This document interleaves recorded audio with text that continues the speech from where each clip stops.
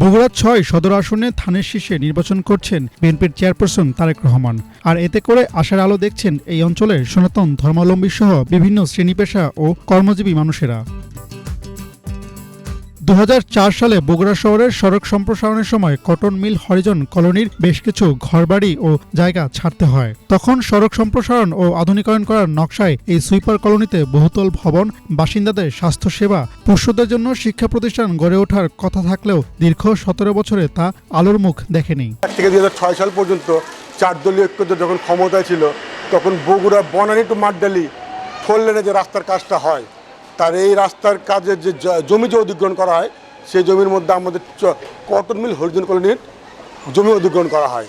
তখন তারেক রহমান সাহেব বলেছিলেন যে Harijan colony cotton mill Harijan কলোনির একটি বহুতল ভবন নির্মাণে করে দিবেন।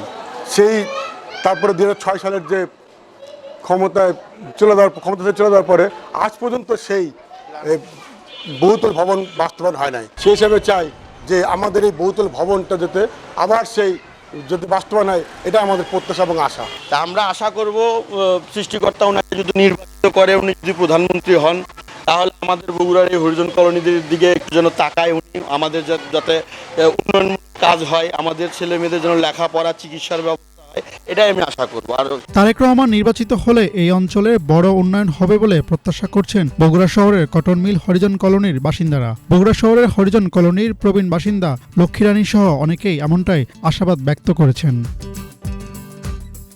এই কলোনির পূজা উদযাপন কমিটির সাধারণ সম্পাদক ও ৮৪ হাড়ি সমাজের কেন্দ্রীয় কমিটির সভাপতি গৌতম প্রসাদ ও কলোনির পূজা উদযাপন কমিটির যুগ্ম সাধারণ সম্পাদক সিদ্ধার্থ প্রসাদ দাবি করে বলেন, এই আসন থেকে তারেক রহমান প্রার্থী হয় তাকে বিপুল ভোটে বিজয়ী করে তার নেতৃত্বে এই কলোনির থেমে যাওয়া উন্নয়নকে এগিয়ে নিয়ে যেতে হবে।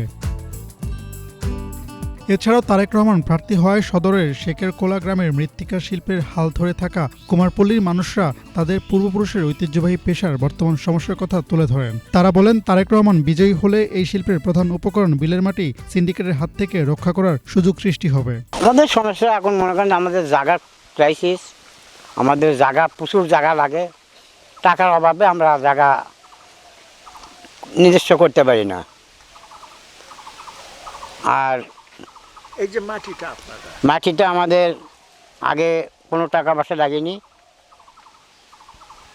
1 টাকাও লাগেনি। আমরা মাটি আনছি, দিন কাজ করছি। এখন মাটি আনতে গেলে আমাদের টাকা আগে দেওয়া লাগে। কত টাকা লাগে? তাও মনে 2 লাখ 3 লাখ টাকা পর্যন্ত দেওয়া লাগে একজনের।